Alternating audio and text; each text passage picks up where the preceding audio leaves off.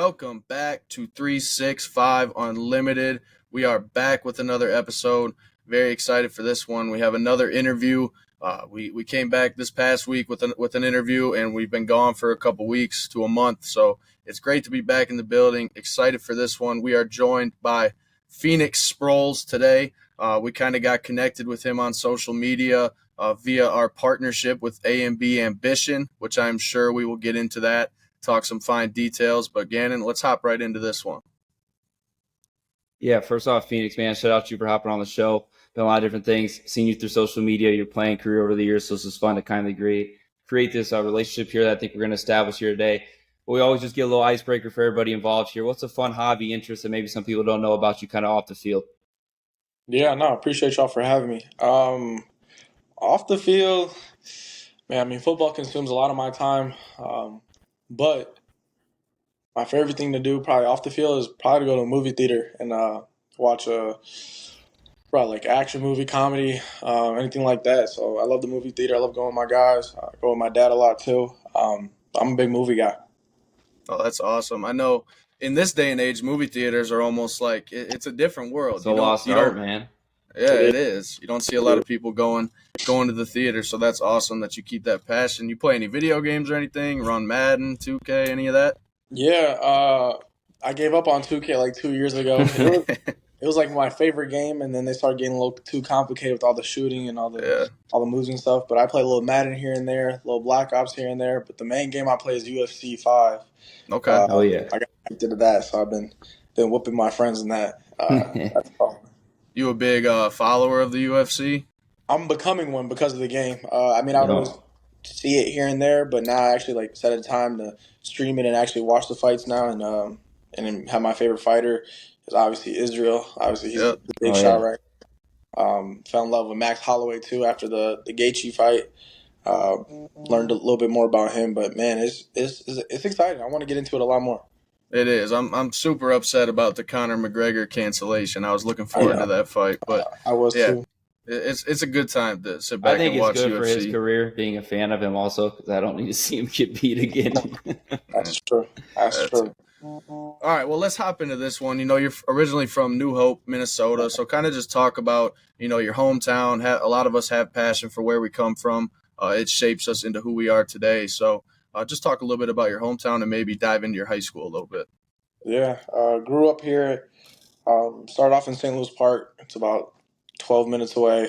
Moved to the New Hope area in 8th grade, and currently here now. I've been there ever since. My stepdad got the head coaching job at Robbinsdale Cooper High School, which is the high school in New Hope.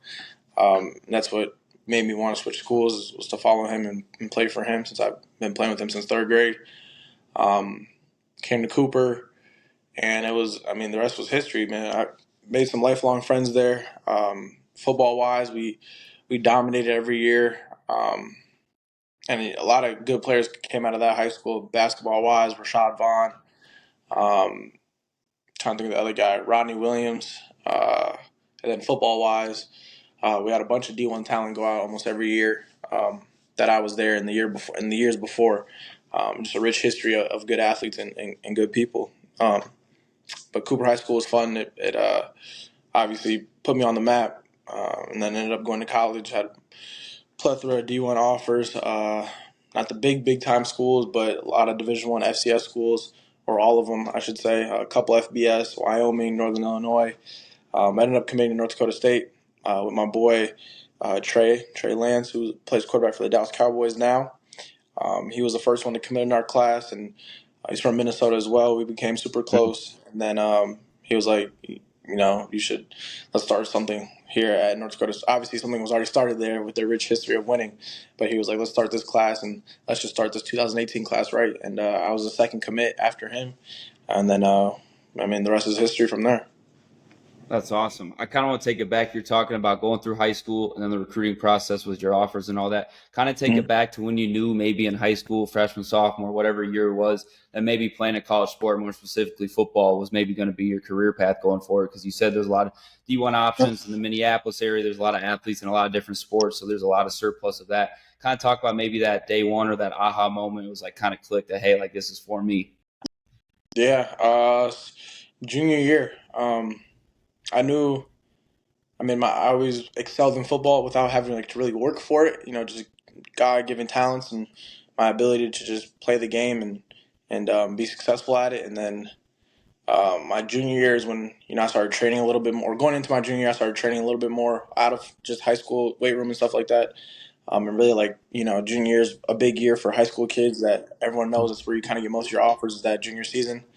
And worked really hard that off season. And then it was really that first. Trying to think the first game, and just throughout my whole junior year, I was just dominant. My team was dominant. I was dominant. When we went 7-2. I think we lost. We might have lost one game. I think we lost in the conference finals every year. My junior and senior year, both years. To go to state, we lost that game to go into state every year. But we were just ahead of everyone. Like, we had a bunch of good athletes. And then going back to myself, my game was just improving every week, and I got more and more confident as the weeks came. People started double teaming. I played both sides of the ball, so it was really fun, and I got to do what I wanted, and it paid off. 100%. Now, I kind of want to ask you, so I feel like when people talk about, winning championships and being a part of a special program, you being at North Dakota State, having the opportunity to see 3 FBS national championships, the typical question to you is probably, well, what did it feel like to be a part of those championship runs? But I want to spin this question around and ask it in a unique way. What do you feel like the biggest lesson you took away from those championship teams was, and how have you instilled that lesson into your everyday life now? Yeah, I'd say probably complacency. It looked like we just knew we were gonna win every game, and it looked like we were just gonna win every single championship. But I mean, we knew we were gonna win, but we didn't assume that we were just gonna get there because we got there before. Like, we knew the work we had to put in to get there, and our coaching staff at North Dakota State, that was like their main focus was like, I don't care what we did last year. It's a new year. It's a new game. It's a new week.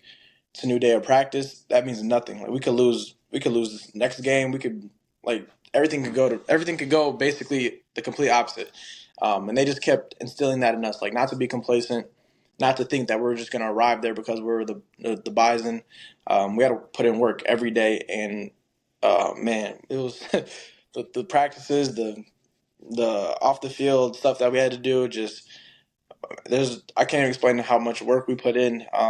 North Dakota State, they do a good job of getting guys ready and maintaining that championship culture. And I know it's been a while since they've won one, which is, I mean, people think it's the world's ending when North Dakota State doesn't make it to the championship. But that's how much pressure I don't go there anymore. But that's how much pressure, like, those players at North Dakota State, they want that type of pressure because they know the expectation is to get to the championship and win it every year because they know they can win it every year. And yeah, man, my time at NDSU was prolific, and it definitely instilled in so many different lessons that I carry in my life, like you said, every day. Just that work hard mentality, not being complacent, and just working hard because you never know what can happen. And as long as you work hard, usually things end up going your way. And I mean, that was obviously self-evident winning the 3 rings there with NDSU. Kind of talking about this, obviously you were blessed to have such a great winning program in that tradition. And not every single athlete going through the high school ranks now getting recruited is going to have the same blessing as you. But maybe a little bit of an advice for these young athletes, guys or girls looking for a home. Maybe don't have their aware beings around them, kind of so to speak, of where they want to pick. What's some advice that you would go through your own recruiting experience and finding that home at NDSU? Obviously, it's not going to be the same with everybody being able to win 3 national championships, but what's some advice for younger kids with the recruiting process, trying to find a home? Yeah, man, like you said, like, I'm blessed to be in that position, but I think I'm even more blessed to not be in this new era of college football. It's kind of crazy. The transferring and NIL and stuff like that. I feel like a lot of that stuff's kind of lost. Trying to build that championship and staying on teams. And obviously I transferred my last year, but I already graduated. I did my almost 5 years there already. So that was a completely different situation. But, guys leaving 1 year after being in college, I get it. Everyone has a situation. Everyone wants to pursue different things. And, that's great. But I think You need a test of adversity at some point also. at some 100%, and it's just you don't like you said like that championship like that's not normal. That's rare. I don't think people understand like even winning one, even winning two, and the same 4 years is crazy. Um, I just wish more people could experience that because the brotherhood. I was just at my former teammate's wedding 2 weeks ago in Wisconsin. Like that's the type of bonds you make with those type of guys. And I was at my other friend's wedding, Christian Watson, his wedding in California 2 months ago. You just build those type of relationships. Like you're with those dudes for 4 to 5 years. You're working your butt off for one common goal. That can't be replicated, and that's why I'll forever be thankful for NDSU for that. But just to kind of just directly go back into your question about what kids should do, I feel like I could have went to another school that probably wasn't that great, but I could have been the guy. I could have been the dude there based off what I was told. Obviously, that can all change. You know how coaches are and stuff like that. But I think kids should really look into the program, look into start with the strength staff, the strength coach, because that's the person you see almost every single day. And at North Dakota State, we had a legendary strength coach, Coach Kramer, and he is the program. He kept that program running. He kept it. He was there for almost all the back-to-back national championships. But usually, if there's a good strength coach, there's a good program, and I feel like kids get to know your strength coach because that's who you see almost every day. And then the coaching staff, get around those guys, and like not even just your position coach. Get to know if you're on the offensive side of the ball. Get to know the defensive side of the ball. I mean, you're not going to see them all the time, but it just makes that camaraderie and that family environment feel more like a family.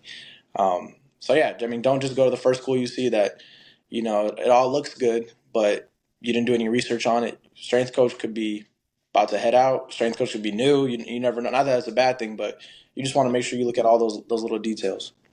That's you're perfect, 1,000% right. I don't think we haven't gotten that angle before in the strength coach type of thing, and that's 100% right. The people that you are going to be seeing every single day, spending the most time with, are they good people? Are they good humans? Are they good coaches? Yeah. It's important to surround ourselves with those type of people, and I think that's a great piece of advice for the younger athletes that tap into our show. Just understanding.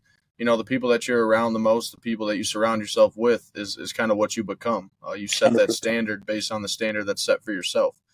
So I want to ask you now, so we've talked about North Dakota State, the Trey Lance, Christian Watson, obviously the relationships you have with those two athletes. I'll let Gannon dive into some Christian Watson talk because, this is kind of a cool angle for us because I'm a Cowboys fan. He's a Packers fan. So, wow. Perfect, man. So it works out great, but talk to me about Trey Lance a little bit. Obviously being a Dallas Cowboy now, if something were to happen as far as Dak Prescott's contract goes, can Trey Lance step in and be that guy for the Dallas Cowboys? And what will it take, positive wise for him to come in and be a starting quarterback in the NFL again? It's just, I feel like he's been ready for so long. It's just the unfortunate events of being injured, coming back, being injured, getting traded, into a spot that already had Dak and then Cooper Rush. Yeah. He's been ready. It's just hasn't been the perfect timing with injuries and getting shifted and moved around. But man, he works his tail off. Like he doesn't show it a lot, but he does. Monday through Saturday, maybe even Sunday. I hope he rests on Sundays. But man, that dude's working. He knows where he's supposed to be. I know from just talking to, we haven't talked too much about it, but I know the type of person he is. He's not looking to, take Dak's spot. He's gonna learn and absorb everything he can because Dak is a great quarterback, has been doing it for a long time at a high level. So I know Trey is definitely absorbing all of that, taking it in, learning, picking his brain. And then when it's his time, for whatever reason, whether Dak goes, Dak stays, hopefully he never gets injured. But if he gets injured, Trey's gonna be ready. That's no question. He's been built for this. He's been doing this for a long time. Dude's been in the league for already 4 years already. It's crazy. Wow. That's crazy. I did 6 years of college. This is my first year out of college, and this dude's already 4 years into his contract. He's been around pros for a long time now. So he's got a good quarterback coach as well. He had Quincy Avery, works with him a little bit, and then works with the Pat Mahomes QB. I don't know his name exactly. No, Dallas, I think, right? Yep. Working with him too now. And man, he looks like he's zipping the ball from watching videos. I'm supposed to get down to Dallas here in the next week, 2 or 3, whatever. But man, it looks like a completely different ball is coming out of his hand from college till now. It's coming out quicker. Even he already throws super hard, but I think he throws harder now. And like his body wise too. I know dude looks cut right now. He looks like he's ready to play tomorrow if he had to. So I'm excited for him. I know he's going to push to win this QB2 spot. Obviously, Cooper Rush is a good quarterback as well, but I'm gonna rock with my guy Trey every time. I know he's going to do what he needs to do, and he'll be ready. He'll be ready to back Dak up, and hopefully these Cowboys can push past the playoffs and make something happen. You're telling me, man. You're telling me. But before Gannon goes, I want to say if you do go down to Dallas, you should hit up 2 Live Craig down there. I know he's been working with Trey a little bit. We did an interview. We had him on the show. Yeah. Great dude. Yeah, great. I got a couple of friends that train with a lot of receivers. Big time receiving guy. Big time. So I'll definitely be something I'll have to do. So I've heard about him, and you guys. He's worked with Terrence Williams, Laquan Treadwell. Yeah. Dez pops out there every once in a while. We worked with Dez with his company, Personal Corner, so we've got to meet Dez.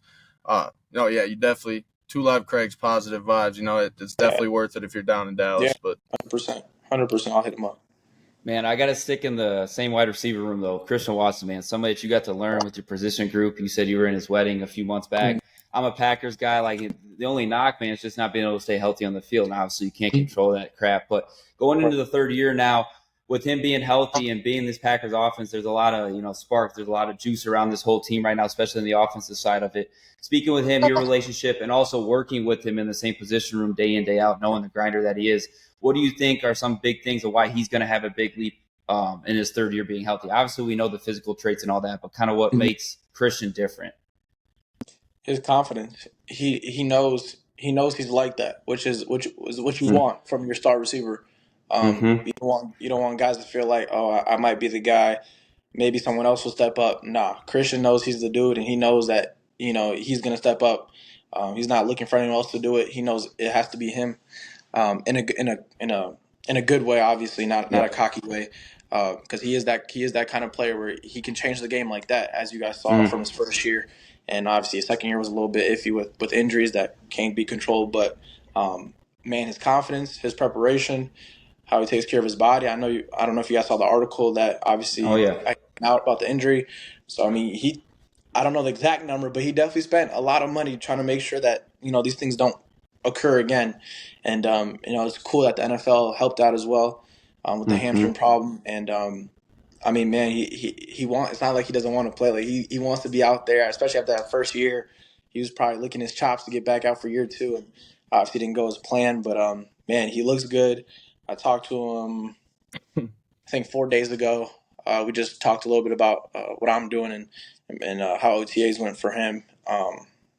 But he's in that mode, and when Christian's in that mode, he can't be stopped. Dude, it's awesome. Especially when his dad starts defending him and stuff on Twitter against Packers guys and all that. His dad is awesome. It fires me up. Yeah, fires me up. Yeah, he's very passionate about his son, and as he should be. And man, he's ready to go to war for his son. So that's dope. That's awesome.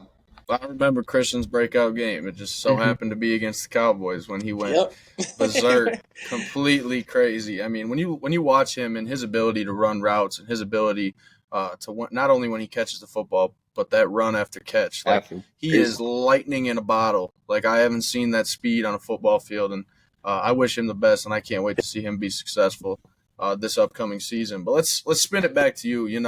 I seen this quote for those of you that don't know who are tapping into this episode. Phoenix is the cousin of Darren Sproles, but one quote that stuck out to me because I'm sure you're asked about it all the time, like what's Darren Sproles like, like blah blah blah. But this quote, you say, I don't want to see myself as Darren's cousin who got to the NFL because of what he did. I want to get in because of Phoenix. So you want to be the guy that gets in for yourself. You being an NFL draft prospect this past year. Obviously, I'm assuming you got any calls yet, or you still patiently waiting? Patiently waiting, training 2 times a day, working, doing everything I can. Yes, sir. So kind of just talk about that mentality, having that mentality to one, not unfortunately not get the call to enter the NFL yet.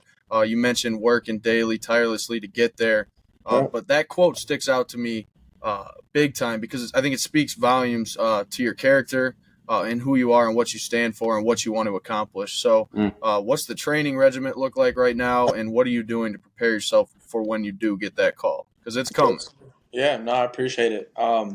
Yeah, like you said, like ever since I can remember, I wanted to be like Darren. We're not obviously super duper close. He is also, I think, 30 something, 35 plus years old. I'm 20, so we're not, or 24. We're not super duper close in age. So like we don't hang out every day. He has the kids and stuff like that. But we talk when we have questions, and he gives me advice and things like that. But ever since I can remember, since third grade, I won. Since obviously I can remember Darren being my cousin and actually being able to watch his highlights and learn about who he is and what he did on the field, I wanted to be like him. Played quarterback, played receiver, played running back, and running back was just because Darren played running back, so I wanted to try it. Didn't go well. Didn't go well. But man, even now, like I always I wanted to be like Darren. I want to chase his legacy. Dude was 5'6", 195, 200. Played 12 or 13 years in the NFL. That's not normal. That's not Mm-mm. normal at all. And he had to go through a bunch of odds. I mean, I think he dropped to the fourth round, which he was a Heisman candidate. He was probably one of the best running backs in the draft, but obviously his size and all that played a big factor. And he never showed any type of fear. He was ready to ball. He knew what he could do, and I wanted to chase that and be like him at the end of the day. And then going back to me, I think around like probably my 2019 season at North Dakota State, when I kind of was my breakout year. That's when I was like, you know what? Obviously, I still wanted to be like Darren. I still do, but then I was like, it's got to be you. It's got to be Phoenix. Can't live someone else's legacy. You got to create your own. But I could use that to help me for sure. But at the end of the day, it's the only person that can get me to the NFL is me. Darren could do whatever he wants. He could call whoever, but at the end of the day, it's going to be up to me to make it to the NFL, and I wouldn't want to have it any other way. Everyone else had to do it their own way, so why not? Why not me? In that sense, yeah. So That's that was powerful. I appreciate that. So that was the thought process behind that. And granted, Darren has helped out a lot. Obviously, definitely reached out to teams. He coaches for the Eagles. Reached out to whoever he could possibly reach out to. Just didn't work out, which obviously, it's a business at the end of the day. It doesn't matter who you are. You could be Randy Moss's son. If he's not good, he's not good. So you just got to keep working. And you never know what those teams need. They can need other players and other positions and whatever. We can talk about that forever. But so yeah, that was the thought process behind that. And then what was the other part? You guys asked me about the what I'm doing now. Yeah. Yeah. So man, after the draft was probably, I know a lot of guys go through it, but definitely the hardest point for me, football wise in my career. Being the guy, being on top, always having a plan and stuff like that, and then basically not having a plan and not getting looked at, not getting a call, not getting anything, not even a mini camp. It made me feel like my whole career was worthless. Like what am I doing? Am I really that bad? And questioning myself. And then it probably took me like 2 weeks. I didn't work out. I didn't text anyone back, call anyone back for probably 2 weeks. Had a lot of people reach out because they knew how much this meant to me. Snapped out of it. Realized, there's thousands of guys that went through the same thing I went through that didn't have careers that I had or had even type of numbers that I had that were in the same boat. So I was like, you know what? I still played Division I football. I still played with NFL guys. I did what people wish they could do in college. So that counted for something. So why would I feel bad for myself? And so I got up and started training. Started training all over again. Sat out for 2 weeks and got right back at it. 2 weeks after the draft. And that was Monday through Friday, even a little bit on Saturdays. But now my regiment, so now I have a job now. I work as a sterile technician at a dental office. So that's cleaning all their tools and things like that. So I'll wake up at 7:30 and I'll train from about 8 to 10. And I'll work from about 11 to 3, 11 to 4 sometimes. And then I'll train after that from 3:30 or 4:30 to 5:30 or 6:30. and then I'll come home and then either try to chip at this certification for personal training. I'll try to do that class a little bit. I get lazy sometimes. And then content-wise, I work with a couple brands, Brooks Running, TikTok Shop, so they send products and you make videos about that. What else? Some modeling stuff here and there. And then there's a potential for another job coming up here in a little bit. We'll see if we get that one, but content as well. So trying to balance everything, trying to make something happen. I haven't been in this situation before, so it's all kind of new to me. But we all got to grow up at some point. Never really worked a job either, so it's kind of different from playing football all day every day and relaxing to to train, to work, to train, to work again. So it's just getting used to it, just trying to get used to it, being an adult and being a free agent is what you call it. And like you said, waiting on a call, trying to get in contact with NFL, CFL, UFL tryouts that I'm doing, showcase I'm doing here in July. First one's in St. Louis, Missouri. So that's what I'm training for right now, is that showcase. Because I know I could play anywhere with my skill set. It's just a matter of when and a matter of where. Yeah. That's the biggest thing, man. That is very motivational and powerful, regardless of the grand scheme of things. If it's sports, if it's life, if it's your personal thing with friends, family, relationships, whatever it is, just because something doesn't go your way in that immediate moment, like what you wanted, but you said, screw it, took a little bit of time. That's real, because that's emotion right there. You got to have some time to take it in and digress it all. And then boom, you said, screw what? So what? Screw it. I'm going to put my hard hat on and keep going to your different adventures, man. So that's big time, man. Shout out to you on that, because you could just sit there and feel sorry for yourself with how some of this is gone temporarily, and you said screw it and so what. And it's not a matter of when or what, it's a matter of if when you get a call, man, because that same determination, that same call could be in the work life and anything like that. And that's motivational for Bryce and I, because we're the same age. You said you're 24. I turned 24 this week. Bryce is 24 in another couple months. So like, it's the same thing that we've had, because we've had athletic careers that kind of went our different ways. I was injury. Bryce had some other things, like just was the same things. We kept going. So that's very motivational for you, and then for everybody else to hear it. But now you kind of led me into what I want to talk about, is the content space, along with the AMB stuff. You work with Game Face already with some of the other things. Kind of talk about that whole space and how kind of that got about. Because that was the first time I saw your name and your face and everything was back on the TikTok days with North Dakota State. I was telling Bryce about this like three, 4 years ago, dude, when I was like a sophomore in college and stuff. I see you on TikTok, and I was just full circle. Here we are chopping it up. But just talk about that content space, the deals with Brooks Running. I kind of just want to leave this open to you, kind of how the content space has been a great place for you, honestly. Yeah. No, it's definitely a small circle. It's funny how the world works. I knew content was going to be big based off of how Instagram was growing and how TikTok was growing, and I was like, you know what, I'm gonna get ahead of it. I'm gonna post, do all the dumb weird stuff that people might not want to do, but it worked because it got me followers and got me got me viewers and all that stuff. So I started putting more time on my Instagram. They didn't have reels back then, but just putting out pictures, content, whatever it may be, workouts, everyday life stuff like that, and people just started getting drawn to it. And then TikTok became a thing. I think 2019, something like that. And when COVID hit 2020, and I was like, I could blow up on this. Like I do goofy stuff like this all the time. Like this, I just got to record myself. Cool. Yeah. Did that. Saw that whenever I posted an NDSU football video, it blew up like crazy. So I was like, you know what? Let me keep pounding that, and that's what I did. Pounded it, whether it was locker room, football field, day in the life, dance videos, comedy videos, just everything. Division I, NDSU, come work out with me, whatever it may be. And that got people's attention, got people drawn to it. And that's when my followers literally went from probably around 10K to probably close to 100K, I think, in 2019, 2020, 2021. And that's when everything just kind of blew up. And then that's when dance video or whatever it may be, that's when TikTok just became bigger and bigger.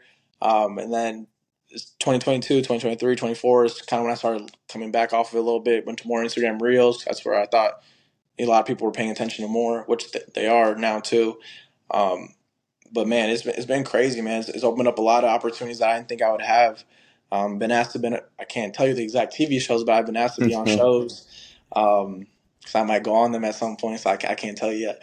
But been asked to be on some TV shows, and that's all from my content. Like they see what I'm doing, and they take interest in it. And then going to Game Face was I've been training with Game Face since I was 14. So Devintry, the owner, uh, my stepdad brought me to him, and I've been training with him since I was 14. So it's been about 10 years since I've been with Game Face. So that's like a family. Wow. And it was just an easy partnership with AMB because I didn't know about AMB until we got down to Boca Raton, Florida to train for the NFL for our pro days and stuff like that. They said that they will be our apparel that we'll use is AMB, yada, yada, yada. And then me and the people from AMB ended up creating a relationship just because of my content and my social media. They're like, oh, you would fit our brand. Yep. Oh, I like your guys' clothes. Boom, that easy. And we became closer and closer. We've done a lot of work together. Just closed up my last campaign with them. I know you guys saw that one with my high school. That was sick. Yeah, no, I That's appreciate it. And that's just the beginning, man. I want to do it bigger. I think obviously going pro would help out a lot in that sense. So that's another reason why just want to give back and show the kids that it is possible. But yeah, so my content blew up and it opened a lot of opportunities. Brooks Running, worked with a company called 98 Strong. I worked with them in college. They do a lot of NIL stuff and a lot of just content creation. And they helped me get that deal with Brooks Running for about a year, a couple posts every month. What else? And that's kind of the main one right now. So yeah, just seeing what's coming, and it's always something, man. It's always something coming. Social media works weird. No, 1,000% does. I think the number one thing, like you mentioned, your North Dakota State videos, just the day in the life, the come work out with me, blah blah blah. I think now what those people are mainstays everywhere, bro. They're everywhere, every 100%. Account. And I think what attracts people in this day and age the most to it is we talk about the 1%ers and the people that hardly can make it and get that opportunity to play college football. People want access to it. Yeah. They want to be able to see what it's like to compete and play for a D1 school. And in this day and age with social media, and you have athletes like yourself give people that access, it's special because they get to see something that they may not have an opportunity. Yeah, the behind the scenes that we don't often get. But I think one thing that stuck out to me, and I had to bite my tongue when Gannon was talking because I wanted to get right at it. But I think when we talk about AMB Ambition, your partnership with them, your content space, but back to the question I asked you before where you talk about not getting the call before but during the draft and then the after part, right? That 2 weeks of kind of the downtime, not picking up the phone, kind of just being in your own dark space for a little bit and just the peace and quiet. And Gannon and I on our show, we talk a lot about the mental health side of things. And I think for me, that stuck out to me big time because that switch right there, right? It takes that mental switch for you to get up off your feet and say, you know what, it's been 2 weeks. I haven't done anything to better myself. Why am I feeling sorry for myself? I want to dive into that because that I think the answer to that switch. It's so common with everybody, athletes. It's common. It's so common, but the answer to that switch where you say, okay, I need to get up is ambition. Yeah. We talk about AMB Ambition, so it's that mesh of those two things. How did you make that switch? Because I want to dive into your brain for a second on that. How do you make that switch and get up off your feet? Man, I think it was everything that I've done, my career-wise and just who I am as a person. I've never really failed. I failed, but I've never really failed. And I felt like that was my first real big fail. And I'm like, I don't like it at all. I don't like failing. And I knew football is what I wanted to do. I knew, it didn't work out how I wanted it to, but I know like it's I'm gonna end up doing it at some point. And I knew if I didn't hit that switch, if I didn't turn that mode on again, probably wouldn't be talking to you guys right now. I'd probably still be in that mode or that other mode of not talking to people and feeling sorry for myself, and probably missing out on opportunities like this where someone in the same position could use this video and see that I did it and they can too. So man, it was hard. It wasn't easy because I just thought about seeing all my friends get picked up and some get drafted, some get signed, some get mini camps, and I'm like, man, like is this really it? Like I've always had a plan. There's always been in college football, you have summer workouts, then you have fall season, then you have winter workouts, then you have spring ball, and so there's always something coming after the next. There was nothing after this. that was it. NFL, there's nothing. There is no, oh, you can get drafted next year. No, there is no, oh, you can go to a tryout next week. No, it doesn't work like that. And I just realized that's not me. I've come too far, and I just didn't want to fail. I didn't want to fail. I didn't want people that believed in me still to just see that, oh, he gave up. Like, nah, I didn't. That's not me. I gave up for 2 weeks. I'm not gonna lie. I was done with football for 2 weeks for sure. But then I realized who I was without football, which I don't know yet because I've been doing it for my whole life. So I guess I'm figuring that out too. But I realized, I can still walk, I can still run, I can still run routes, I can still make you miss, I can still catch a ball. Why not keep going? There's a lot of people that don't have that type of ability, and people that wish they could still move and still catch and still be an athlete. And why would I waste it? 24. I'm still young, so I got time. Not a lot of it, but I got time. For sure. Before Gannon goes, I want to double down on that because there's two paths you can choose right in that situation, right? And you talk about getting up off your feet and getting back to work. And it's important to take that 2 weeks, take that quality time to gather your thoughts and all that. And you made the right call, obviously. There's two paths you can take. One, the ambitious route. You take the ambitious route, you get up off your feet, and you go back to work. Like Gannon said, you put your hard hat on. The second route is that destructive path, which no one wants to talk about. And that's that path where you, instead of getting up on your feet, you sit there. And I think a lot of athletes battle that internally, and it's not talked about enough. So I applaud you for speaking up on it and being able to gather your thoughts and get up and work. And the last point I want to throw out there is I think as athletes, we fail to recognize this until after the fact. But when we're in college, we're college athletes. We play high school. We start when we're 4 years old. We miss the structured routines. We miss the day-to-day of everyone saying, you got to be here. You got to do this practice. You got a game then. And you're busy 24/7. Your mind isn't operating, isn't thinking. You're just go, go, go, go, go.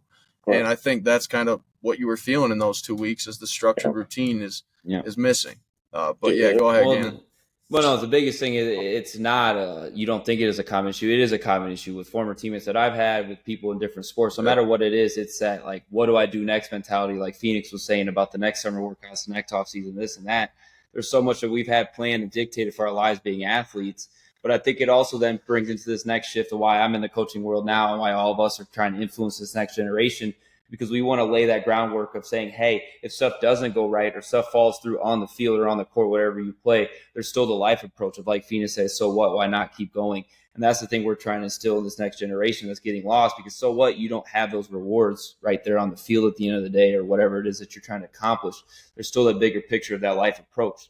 What happens if Phoenix never plays another shot of football again, he's going to be a very successful person. And I've just learned that from this 20, 30 minutes of talking to him because of his so what mentality. It's all right. I'm going to shrug it off. I might not feel all right in the moment.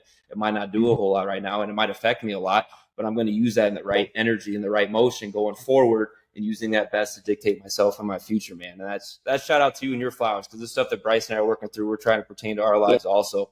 But just shout out to you on that, because that's very beneficial and motivational, and you don't even know it because you think that's your day-to-day life. So I just want to reinforce that with you too, bro. Like that's shout out to you. That's your flowers there. No, I appreciate that, both of you guys. It is tough. It is tough, especially when you're used to being that guy, that person. Mm-hmm. It's like being humbled a little bit. We never want to be humbled like that, but it's something. Life, man. It life. Sucks. It is. It is, and it's something I had to get adjusted to. It's just, it's no longer, oh, that's Phoenix. Like, nah, I'm just Phoenix, and that's okay. And I literally wear a band from the Happiness Project. It says it's okay to not be okay. Yep. I live by that, and again, I don't talk about it enough. I think you guys might be some of the first people to ever ask me these type of questions. I guess it is not talked about a lot, and I wish I would talk about it more, because I know a lot of people look up to me and think, oh, he's good, he's all right, like he's smiling. I don't want to go work out every day at 8 a.m., wake up at 7:30 and go stand up and clean utensils all day and then go train again. Like I don't want to do that, but I know I need to. I'm going to, because of where I want to go, and hopefully when people see this video, they understand that. I'm doing it with a smile on my face, but I'm hurting. I'm not in the league right now. Like that was That's the number real, one. man. Like I'm not in the league. Like I don't think I'll ever be happy again, happy until I fulfill that being a pro dream. So yeah, it's all smiles. It's I'm okay, but I'm not okay. If that makes sense. No, But 100%, it's bro. life, and it is what it is. And if you keep a good mentality, you create a plan, a structure. I feel like it will work out at some point. I don't know when, but I feel like it'll work out, and that's something I'm working with right now. Just gonna keep my structure, my like you said, Bryce, about having that structured day-to-day thing. Someone telling me to be somewhere, I'm trying to be better at that. With a job, you have to be there on time, so I know at least at 11 a.m. I got to be somewhere. Yep. So the stuff before that's all on me, and the stuff after that's all on me. And just trying to build that structure and be consistent. 100%. And that's the biggest thing before Bryce comments too, because you built that structure, where you played at, what you've done, and you accomplished, and the brotherhood with your different foundation. Like those are the biggest things that I reflect on. Man, injuries, all this took a lot of stuff away. My COVID year, all these things in my playing career that I thought I was going to go play pro ball. I thought I was going to be this guy on a baseball field. It wasn't, and it happened. It's still every single night, dude. Like that's my motivation of why I coach these younger guys for this next generation. But you've done it and you've seen it. But you also got the memories with your brothers. You were just in Christian Watson's wedding 2 to 3 months ago, bro. And that's what we're going to keep hanging our hats on, because that's also still the positives of why we play this sport, no matter what it is, because of those memories and those little things at the end of the day. Because when we're 40, 50, you're going to have these reunions, dude. Like I lost a national championship my sophomore year. We're the best team ever in school history. You're going to have reunions for your 3 national titles teams, bro. Yeah. Like, and all that sports stuff's going to go on the wayside. And you know that too, but it's a reinforcement to all these people listening to it in too, because that's still the bigger picture of the life approach at the end of the day, man. 100%. 100%. And just to double back on that, I agree wholeheartedly with both of your statements. And I think it's important to realize, like, when it comes to sports, and honestly, when it comes to anything in this life, when we're trying to get better, trying to be successful, it's all about relationships. Mm-hmm. And we talk about being able to go back to your teammates' weddings, being able to have those reunions with past national championship teams, and those are what is the driving force, and what why our success matters, why we strive to get better, why we strive to win those national championships in the first place. And those are the things to hang your hat on. Those are the things to realize, okay, not only did that, I put myself in a position to be successful, but I gave myself the opportunity to meet more people, see people from different walks of life, and learn from it and grow from it. And I think the biggest mantra I've learned from you thus far in this interview is do what you do to get where you want to get. And I think that's kind of what you stand for. And no matter what you're going to do next in life, when it comes to ball, it comes to helping people, I think regardless of what happens in your next stage of life in playing, I think you would make a hell of a coach. I think your mentality, what drives you, everything, all that, giving back to your high school, all those little types of things, they add up, and that's what a coach does. 24-year-olds don't think like that. 24-year-olds don't think like that. I appreciate that, guy. And that's another thing, man. Let's talk about that real quick. Like, being in our 20s, like it's probably the hardest time we're gonna face in our lives. And yeah, sure, we got so much left to learn, bro. We barely seen anything, and it's crazy because we think we've seen it all. We think it's about to be over. That's the crazy part. Wild, it's like, bro. like we get out of college, you get the degree, and you're like, okay, well now I got to go find a job. I'm trying to make it to the league. I'm trying to do this. I'm trying to meet more people, get in a relationship, get a house, have kids, get this car that I want. All of that stuff, just juggles in our mind on a day-to-day basis. Thus far, you being 24 years old, how have you dealt with it all? And what is some key advice you would give to a 15-year-old or your 15-year-old self right now with where you're at now? Yeah, I think something that just helped me out tremendously was just my support system, my family. They've done a lot for me, and they've made sure that I was straight regardless of anything, and keeping my head on my shoulders. I can't say I did it all by myself. I'll never give myself that credit, because I definitely had help from my family and friends. So I think, definitely having that support system, whether it's family, friends, whoever, just having that support, someone other than you, is huge. And then I think to my 15-year-old self, kind of just juggling all this stuff is just literally just taking it day by day. I know everyone says that, but it's true. And I still struggle with that because I still think about tomorrow. Like, oh, what do I have tomorrow or the next day or the end of the week or what's in 2 weeks? But the more you can focus on what you're doing and be where your feet are at is what my coach used to say at North Dakota State and Or at Gannon JMU. says too. Yeah, be where your feet are at. My coach at JMU said that too. I feel like that's all that matters, and that's all you can worry about because tomorrow's not guaranteed. So you're stressing about something that hopefully happens, but potentially could not happen. So I think that's how I look at it. Just be where your feet are at, and just worry about today.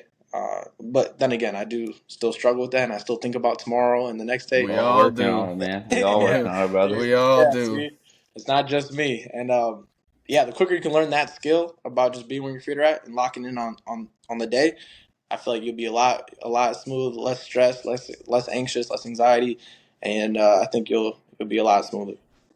No doubt, man. One of the final wrap-up questions we always ask our guests is just kind of rate your experience, man. How'd you feel on the show? Maybe some things we can improve on, the questions, all that. Just maybe some recommendations for future athletes, that want to come on.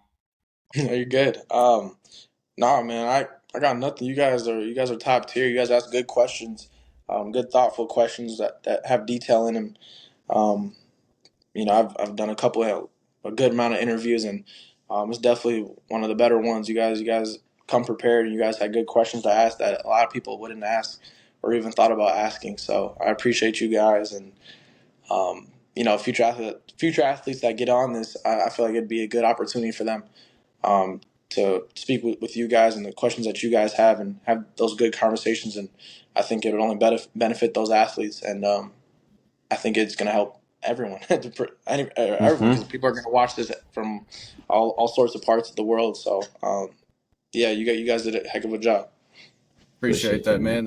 That means a lot to us. And I think, just the conversation we've had, and I think what we value the most is being able to sit down. I mean, this is the first time we've met you face to face, and that's the best part about these shows that we do is the majority of the interviews that we have are guests like you. We meet that night and we start chopping it up, and that's where the best relationships stem from. We learn the most from those people that we've never met before.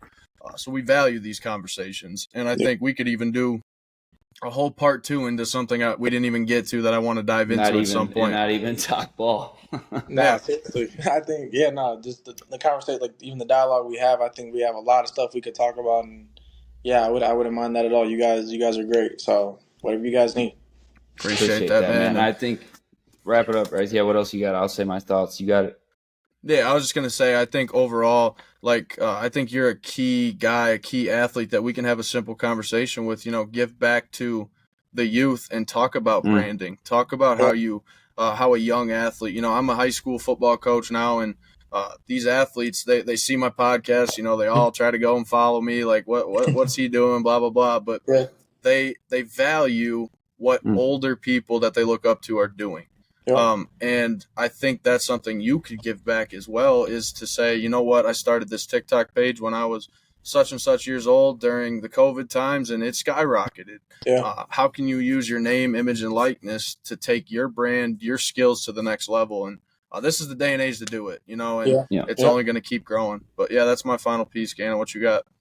No, I think it's kind of building off what you said. It's just the niche of athletes, current, former, whoever it is. Like, we are a community here, regardless of the sport, the level, wherever we played at. And I think it's still part of our job to keep inspiring this next generation. And you said everything, Phoenix, that you got to do that with your next generation of all the kids that looked up to you in that area.